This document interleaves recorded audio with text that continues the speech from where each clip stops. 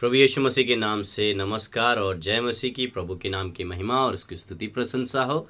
एक नए विषय को हम देखने से पहले प्रभु के नाम के लिए कुछ गीत के लिए, प्रभु के नाम की महिमा के लिए हम कुछ गीतों को गाकर आगे बढ़ेंगे। परंतु मैं विषय पहले आपको बता देता हूँ। आज का जो विषय है भविष्य और वर्तमान। क्या है? भविष्य और वर्तमान। तो आए हम विषय से पहले हम दो लाइन का गीत गा के प्रभु के नाम की महिमा करते हैं। यीशु तेरा नाम मेरा शरण स्थान, हृदय से स्तुति करूंगा। यीशु तेरा नाम मेरा शरण स्थान, हृदय से स्तुति करूंगा। यहोवा रे सब कुछ संभालेगा। यहोवा रे सब कुछ संभालेगा। नहीं घबराएंगे हम, नहीं घबराएंगे, नहीं घबराएंगे हम, नहीं घबराएंगे। यीशु तेरा नाम मेरा शरण स्थान, हृदय से स्तुति गाऊंगा। यीशु तेरा नाम मेरा शरण स्थान, हृदय से स्तुति करूंगा। प्रभु के नाम की महिमा और उसकी स्तुति प्रशंसा हो। उसका नाम ही मेरा शरण स्थान है, उसका नाम ही मेरा भविष्य है, उसी के नाम में मेरा वर्तमान है, उसी के नाम में मेरा भविष्य है। तो आज के विषय के अनुसार हम प्रभु के नाम की महिमा करेंगे और उसके वचनों के अनुसार हम देखते हुए आगे बढ़ेंगे। आज का विषय है भविष्य और वर्तमान, और इस विषय का हम पहला पॉइंट देखेंगे, आगे और देखेंगे। प्रभु हमें लिखने के लिए मदद करे। तो आज का विषय यही है। तो प्रभु हमसे क्या बात करना चाहता है, हमें क्या सिखाना चाहता है, हमें उस पर ध्यान देने की आवश्यकता है। हमें ऐसे स्थिति में, ऐसे समय में आ चुके हैं कि हमें संपूर्ण मन से प्रभु के वचनों के अनुसार चलने की आवश्यकता है। नहीं तो हमें भरमाने वाले, हमें भटकाने वाले, हमें दिशा भ्रम करने वाले बहुत से लोग खड़े हैं। तो आज आए हम इस विषय को जानते हैं। मसीह यीशु के प्रियजनों, मसीह यीशु के प्रियजनों, आज हम एक ऐसे विषय पर मनन करने जा रहे हैं जो हर एक मनुष्य के दिल और दिमाग में चलता रहता है। मेरा भविष्य क्या होगा, मेरा भविष्य क्या होगा, मैं आज कैसे जी रहा हूँ। बहुत लोग भविष्य को लेकर चिंतित हैं, चिंता करते रहते हैं, परेशान हैं, व्याकुल हैं, बेचैन हैं। हमेशा जब देखो उनके चेहरों पे उदासियां ही रहती कई बातों को लेकर। कुछ लोग वर्तमान में उलझे हुए हैं, परंतु परमेश्वर का वचन हमें सिखाता है हमारा भविष्य भी सुरक्षित है और हमारा वर्तमान भी परमेश्वर के हाथ में सुरक्षित है। जैसे मैंने अभी गीत गाया, यीशु तेरा नाम मेरा शरण स्थान है। हकीकत यही होना चाहिए कि उसका नाम, उसका वचन हमारा शरण स्थान है, हमारे जीवन का आधार है। हमारे जीवन के लिए, जीने के लिए उसका वचन काफ़ी है।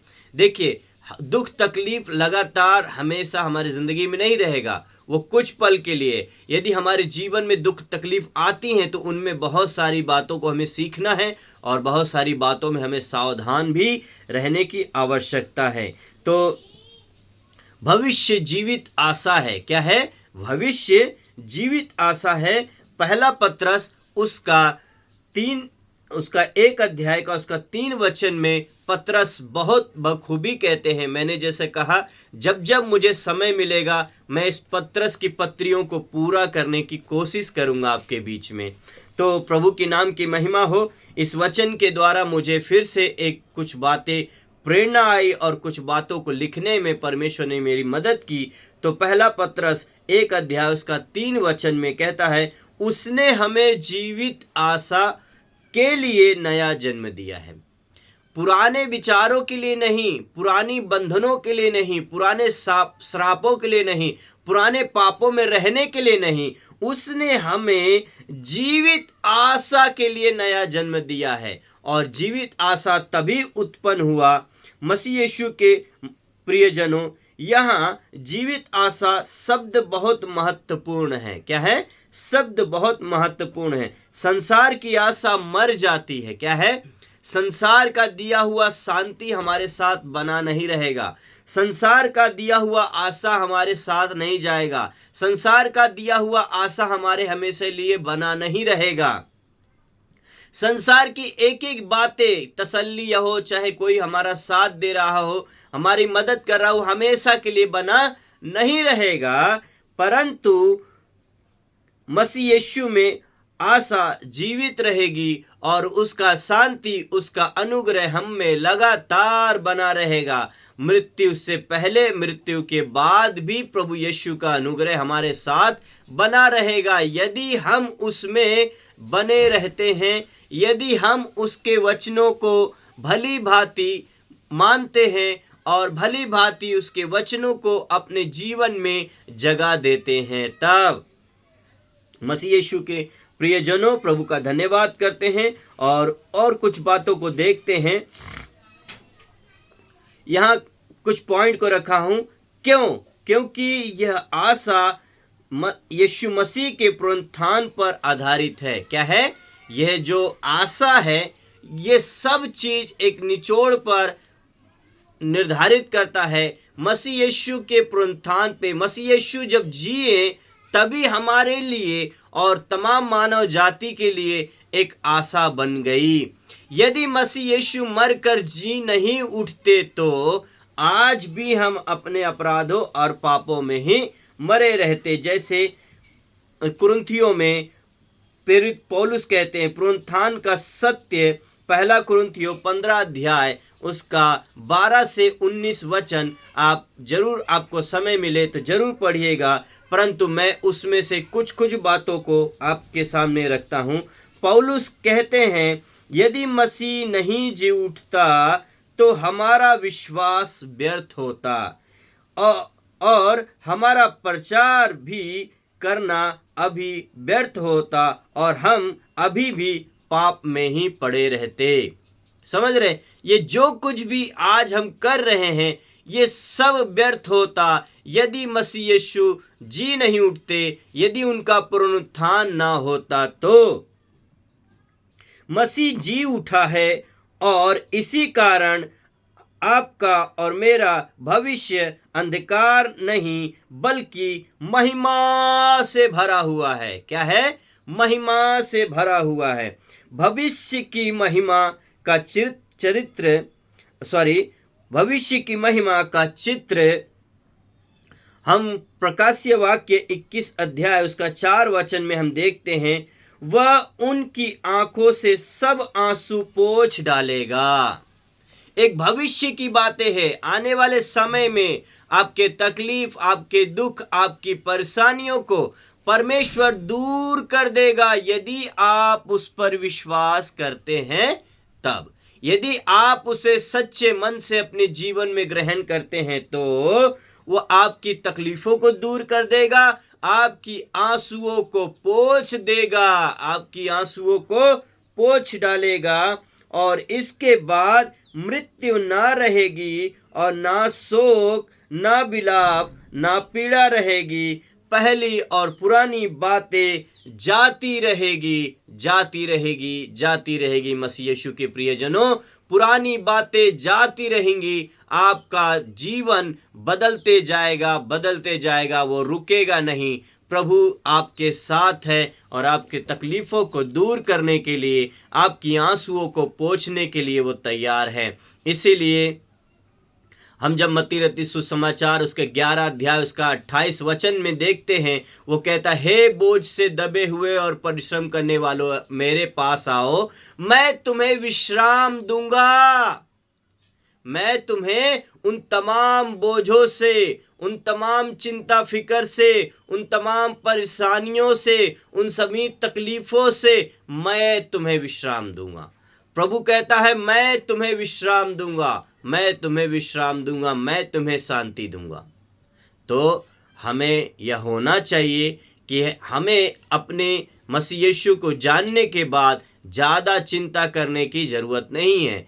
आप ज़्यादा चिंता करके भी आप ना एक पल ना एक समय को घटा सकते हैं, ना बढ़ा सकते हैं, ना अपनी उम्र को बढ़ा सकते हैं। समझ रहे हैं प्रभु यीशु मसीह के प्रियजनों। प्रभु कहता है कि चिंता मत करो, चिंता मत करो, चिंता मत करो, मत डरो, मत डरो, मत डरो। 365 बार बाइबल में लिखा हुआ है कि मत डरो, मत डरो। आप अध्ययन करिए, आपको दिखेगा। प्रभु का धन्यवाद करते हैं। वह सब आंसू पोंछ डालेगा, वह सब आंसू पोंछने के लिए तैयार है। कल्पना कीजिए एक जीवन जहां कोई दर्द नहीं, कोई बीमारी नहीं, कोई टूटन नहीं, कोई तकलीफ नहीं, कोई सड़न नहीं, कोई बदबू नहीं। वहाँ सब कुछ आशा के साथ भरा हुआ है। क्या है? आपका भविष्य वो आशाओं के साथ भरा होना चाहिए। वहाँ सब कुछ है, वहाँ सब कुछ है। जैसे गीत गाया, यीशु तेरा नाम मेरा शरण स्थान है, मेरा शरण स्थान है, और वो सब कुछ संभालेगा। यहोवा यिरे सब कुछ संभालेगा। हम कुछ बातों को देखते हुए आगे बढ़ते हैं और प्रभु के नाम की महिमा करते हैं। प्रभु यीशु के प्रियजनों, यह कोई कल्पना नहीं, यह परमेश्वर की प्रतिज्ञा है। एक उदाहरण, बीज का जीवन, जब बीज बोया जाता है वह मिट्टी में दबा और टूटता है, वह अंधकार में रहता है, लेकिन उसी में से एक नया जीवन निकलता है। आज आप टूट रहे हैं, आज आप संघर्ष में होंगे। याद रखें, यह अंत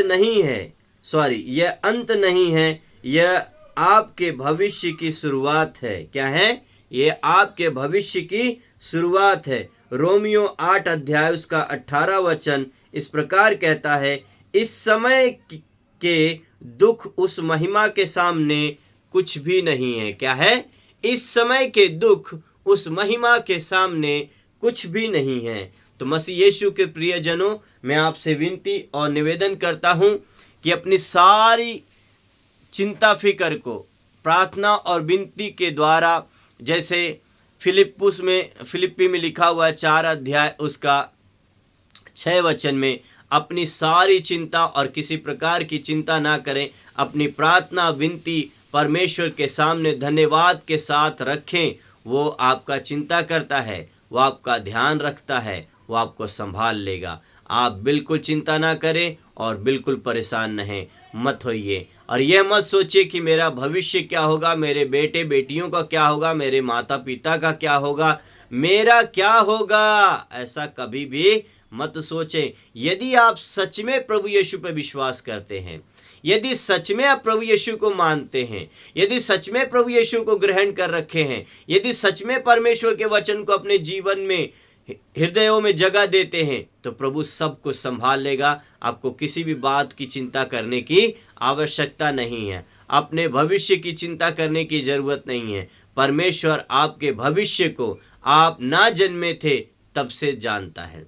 आप पैदा भी नहीं हुए थे, आप जब धरती पे थे ही नहीं, तब से वह आपके भविष्य को जानता है, और आपका भविष्य उसके सामने बहुत महत्वपूर्ण और तारीफ योग्य है। प्रभु का धन्यवाद करते हैं उसके बड़े अनुग्रह, उसकी बड़ी दया दृष्टि के लिए, उसकी कृपा के लिए। आए हम एक छोटी सी प्रार्थना करके समाप्त करते हैं। प्रभु यीशु, हम आपका धन्यवाद करते हैं कि आज आपने हमें भविष्य और वर्तमान के बारे में सीखने के लिए मदद किया। हम धन्यवाद करते हैं, हमारा भविष्य जब हम दिन प्रतिदिन उम्र में बढ़ते रहते हैं, हम अपनी पढ़ाई को लेकर, अपने पढ़ाई के अच्छे लेवल में जाने तक हम चिंतित रहते हैं। जब हमारा पढ़ाई पूरा हो जाता है तो हम बाहर जब आ जाते हैं, हमें चिंता पकड़ता है जॉब का। प्रभु यीशु, हर एक बेटे बेटियों को, हर एक दास दासियों को, हर एक व्यक्ति को प्रभु एक अच्छा जॉब मिलने पाए, हर एक को आपका जॉब मिलने पाए, आपकी दया से जॉब मिलने पाए, उनका रोजी रोटी, उनका घराना प्रभु चलने पाए, प्रभु चलने पाए।